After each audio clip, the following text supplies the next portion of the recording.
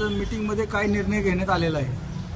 काल जी हायवेला कळंबोली हायवेला घटना घडली, जो अनंता बोहर त्याच्या छातीमध्ये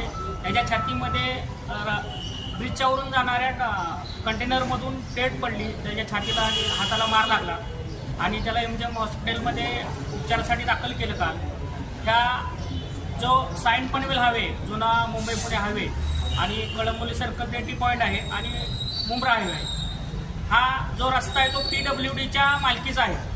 पनवेल महानगरपालिका बेकायदेशीरपणे ह्या रस्त्यावर सफाई कामगारांना जबरदस्तीने इथे त्यांच्याकडून साफसफाई करून घेते आणि जो रस्ता पनवेल महापालिकेच्या मालकीचाच नाही, तिथं साफसफाई करणे हे चुकीचं आहे आणि हे बेकायदेशीर आहे. यांना आम्ही मान्य करत नाही. कामगारांनीही याला विरोध केलेला आहे आणि युनियन म्हणून माझाही आझाद कामगार संघटनेच्या वतीने याला विरोध असेल आणि इथून पुढे आम्ही ही साफसफाई करणार नाही. हा आमची